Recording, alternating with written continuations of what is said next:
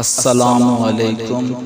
میں آپ سب سے گزارش کروں گا کہ ایک مرتبہ سورۃ فاتحہ اور 3 مرتبہ سورۃ اخلاص پڑھ کے ان کا ثواب ان مسلمانوں تک پہنچا دیں جو اس دنیا فانی سے جا چکے ہیں۔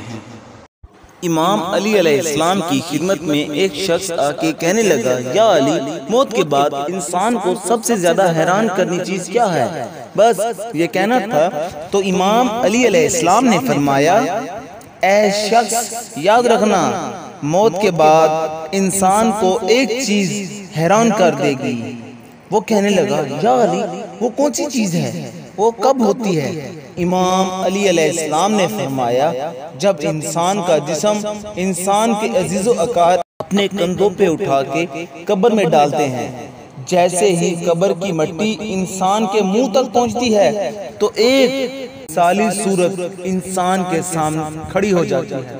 انسان حیرت سے اسے دیکھ کے پوچھتا ہے، تم کون ہو؟ تو وہ صورت کہتی ہے، میں مرنے والے شخص، زندگی میں ایک تو تمہارا رزق تھا جو اللہ نے تمہارے مقدر میں لکھا تھا، اور جتنا تیرے مقدر میں تھا اتنا ہی تمہیں اثر ہوا، نہ ایک دانہ زیادہ نہ ایک دانہ کم۔ لیکن آج تمہاری زندگی ختم ہونے کے بعد وہ رزق، وہ دولت ختم ہو گئی، اور دوسرا تمہارے رشتہ دار، دیکھ آج وہ تمہیں اس مٹی تلے دفن کر کے اپنے اپنے گھر کو جا رہے ہیں۔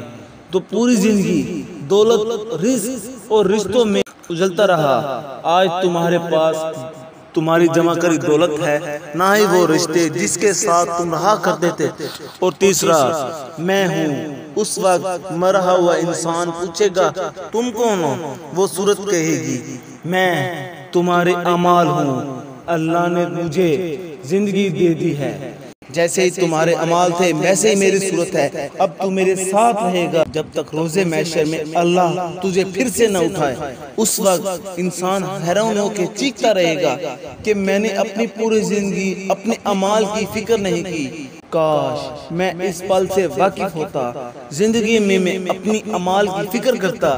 اے شخص، یہی وہ پل ہے جب انسان حیران ہوگا، پشیمان ہوگا، لیکن افسوس اس وقت سوائے پشیمان کے انسان کچھ نہیں کر پائے گا۔